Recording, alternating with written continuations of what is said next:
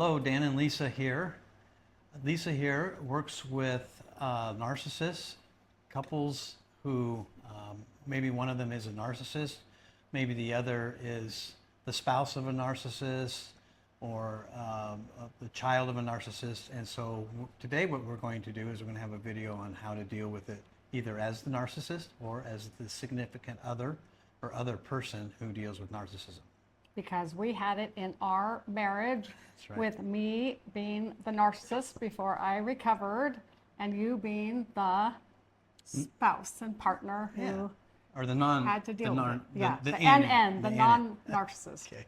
And so what are we going to talk about today? Let's talk about how things changed the second we got married. Oh, okay. My clients talk about this a lot, and and you see this online all the time, and it's like people think that the narcissist just maliciously like pretended and then plotted and then totally is a different person afterwards. So let's talk about that. How was it for you? Okay, well, it wasn't the second that we got married because we had a honeymoon. So maybe I'll just run down how it was before a little bit. So, you know, when you get married, when we were getting married, I was very traditional, and I thought this is like the apex moment of my life.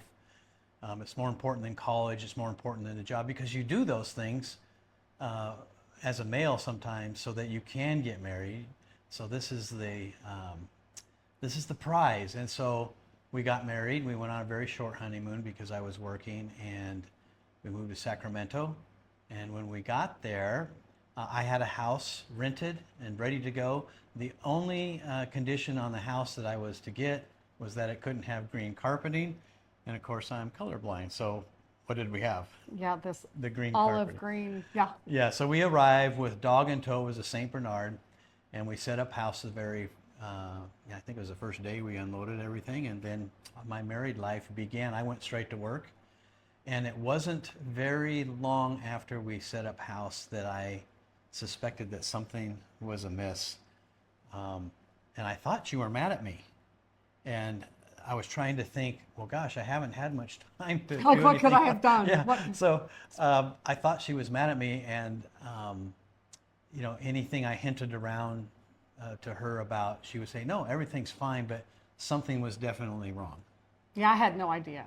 I literally had no idea. All I know is that like inside of me, I was suddenly terrified. I could just feel this anxiety, this a terrifying level of anxiety. I had no idea why. So remember, like I drug him to therapy because I was like, I don't know what's wrong here. I don't know if you're codependent. I don't know what the problem is, but something's wacky. Yeah. And drug him to couples therapy, and we started talking. And I remember the therapist saying, Lisa, it's really good that you're in individual therapy, working on your trauma, because you don't know what love is, and you don't know how to take it in. And like the official diagnosis of Danny is that he loves you. And I was like, oh, okay. So that's what the problem is. That's the problem. But what led up to that? You remember? Why did we go?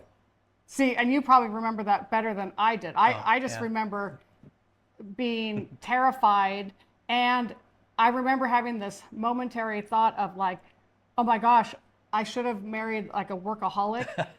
Because even though he was working constantly, he was very emotionally present and very like way more present than he was before we got married. So to me, in my own defense, I try not to be defensive, but in my own defense, I wasn't the only one that changed. He also, like once he got married, then he was just 100% in and just got really emotionally present. Like, let's, I don't know, open our hearts to each other, all this stuff. And hey, let's get married. And then shouldn't there be a difference between married and not married? If there wasn't, why would you get married, right? Yeah, I don't know. So that's what I meant by anything. traditional. Yes, right. Okay, but yeah. my ideas were a little skewed. Plus your mom had been married multiple times, and 5 that we know of. Yeah. Okay, so there's that. So Okay, well, then maybe I'll tell everybody what happened. So this persisted. It was probably a couple of years, wasn't it? Yeah, because we first got married and then I was in graduate school. So we didn't Right. have money to go to therapy Yeah. until a few years. So, yeah. Yeah, so I think what led up to it is probably like most couples, there was a repeat of the issues. Arguments. Right, and so I kept insisting, something is wrong, and you kept insisting that nothing was wrong. It's sort of like, do you believe your lying eyes or not? And I think at issue was she would maybe do things that would push me away. But then with everybody else, she was the same person I knew before we got married. So if she was on a phone with a friend or with, somebody that a neighbor, she was Lisa pre-marriage. And then when the doors were shut and we were at home, she was Lisa post-marriage with me. And I thought, well, maybe she married the wrong person. And I thought you weren't happy. And based on the evidence. And I don't know, were you feeling it? And I remember he would ask me that, and I have never had, except for that one thought about like, maybe I should have married a workaholic, but that was not personal against him. I literally never had a regret. I've never wanted to divorce you. And this is what I try to share with the non-narcissists, because that is when I do psychotherapy with the spouses and partners, is they feel very lonely a lot of times, and they feel like, I don't think the person really likes me. I don't think or is there somebody else? Right. Right, because like, that is there, could be yeah, something, yeah. like, is there somebody else? Because Sure. like, and Danny used to say, because I wasn't sharing like my heart with him, it would kind of make him wonder. But you did before. Right. Yeah, and So so it kind of that made me just wonder. stopped, and so you go, is there something I'm missing? Right.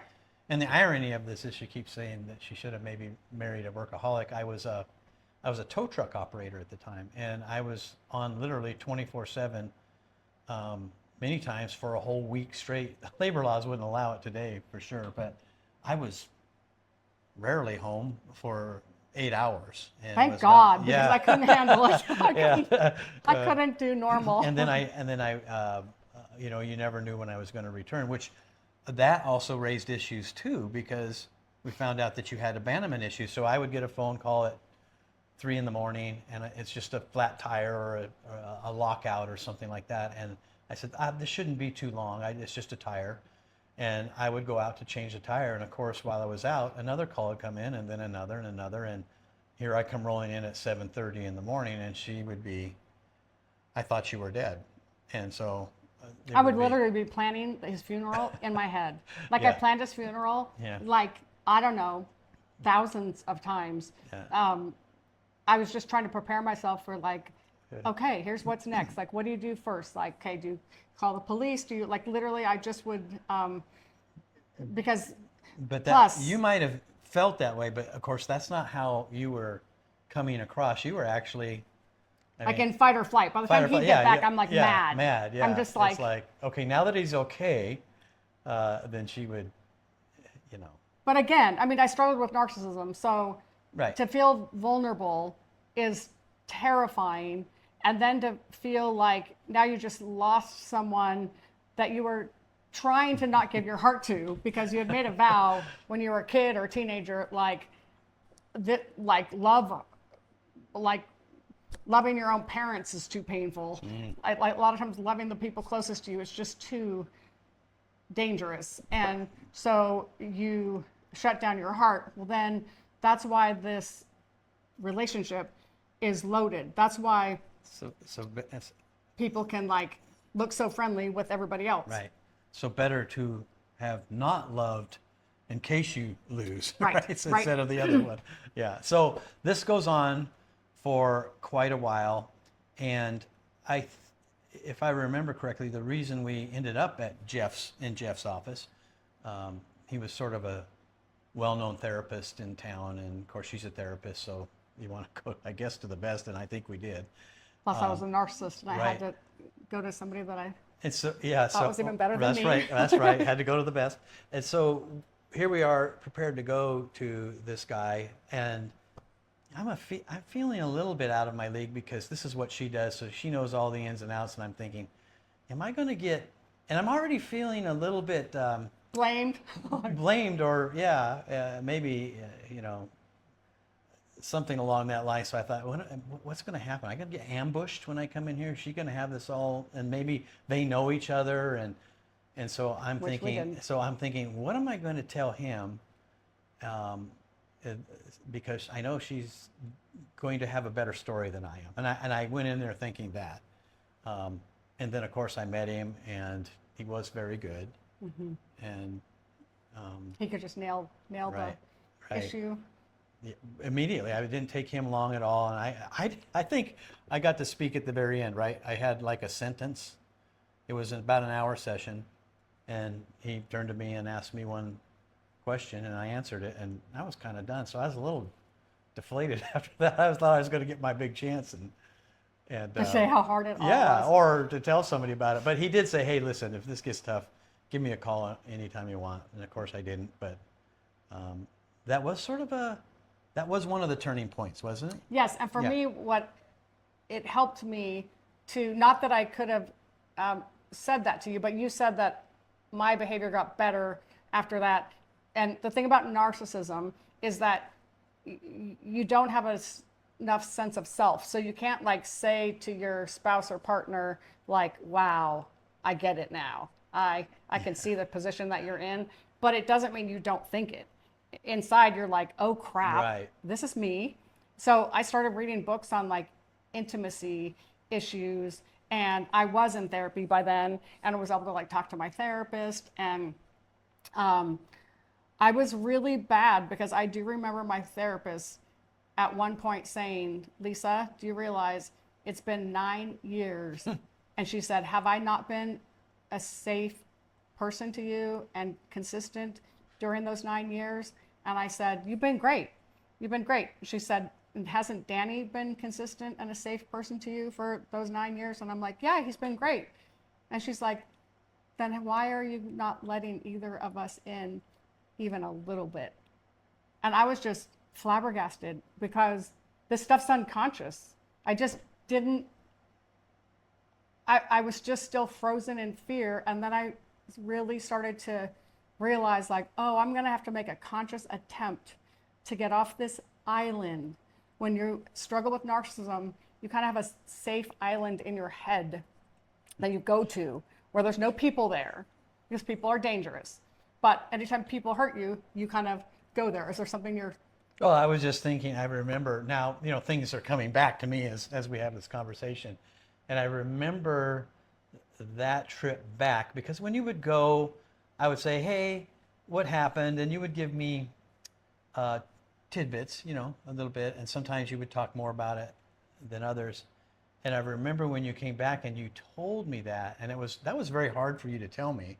I don't know if you remember. I don't remember. Yeah, and in fact, you were in tears, and I actually, the information was such that I thought, oh boy, this would be really fun to spike the football in the end zone because I was right? You were doing that, and yet once I saw, I think that was one of those times when I saw the real you again, and this was a long time after we got married, but I went, oh, that's that person that I was dating. So it had been a long time, and I saw her, and I went, that must have been really hard to tell me that. And it was. And then I think the next difficult phase, and we probably for the next session or something, but was the light switch goes on, but the behavior doesn't immediately follow.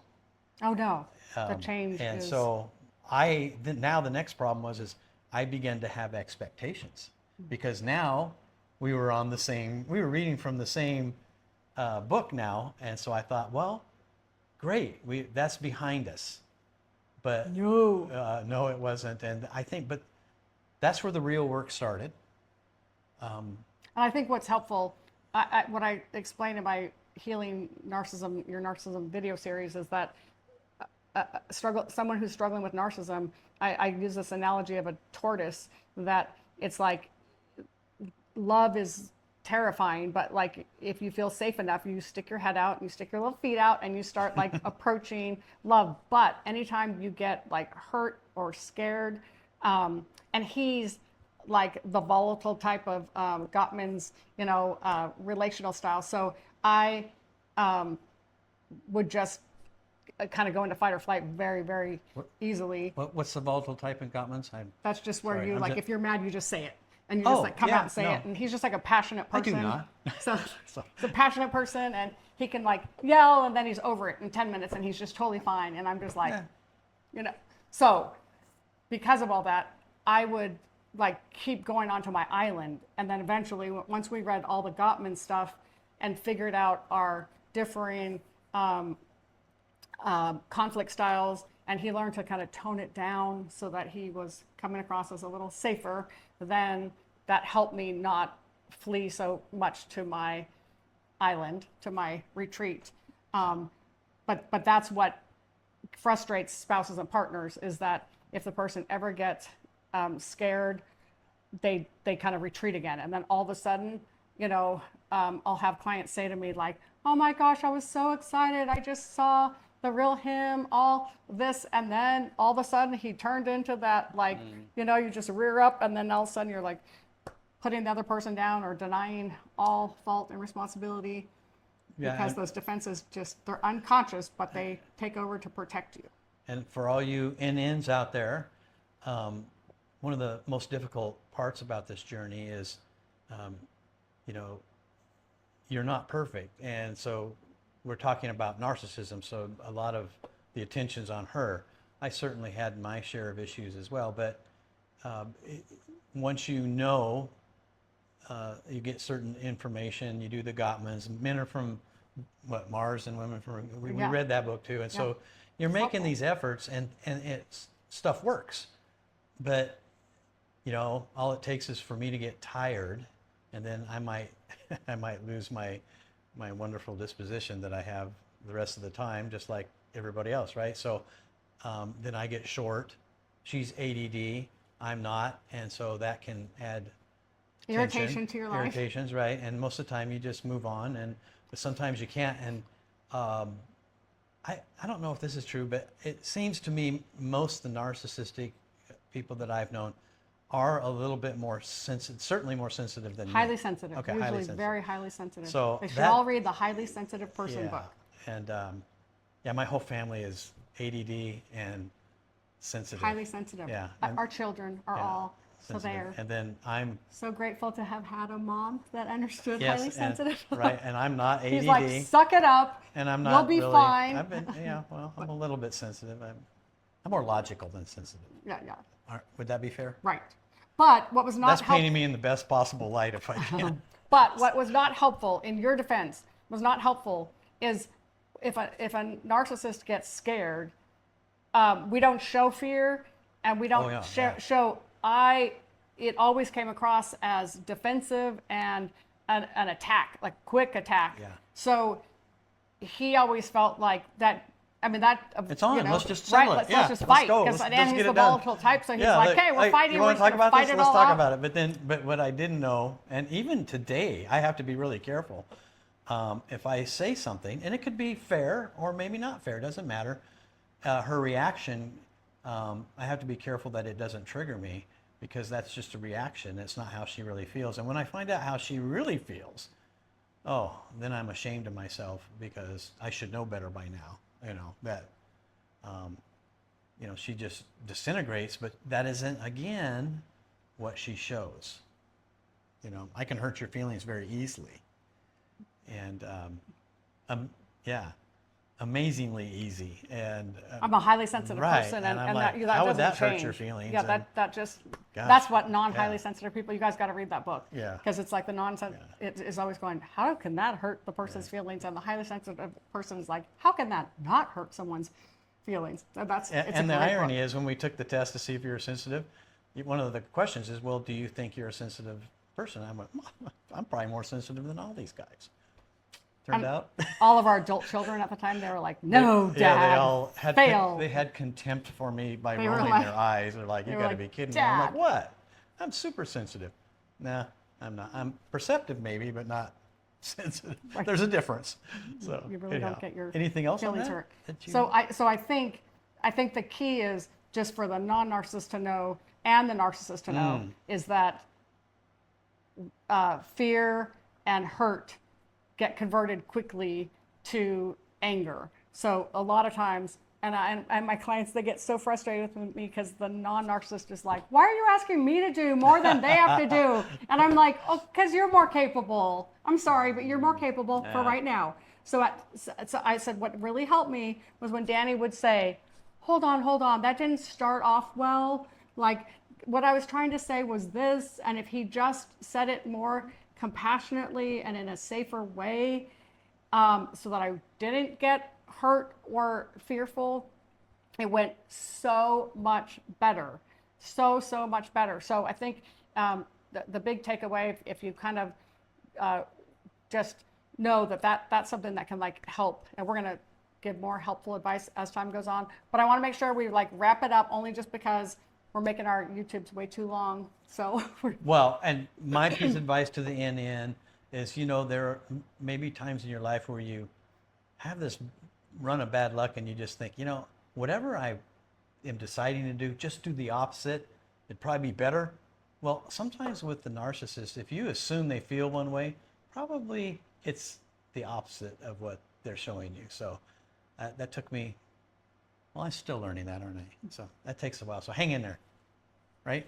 Right. Hang in there. We'll be back Goodbye to for teach now. more. All Okay. right. Bye-bye.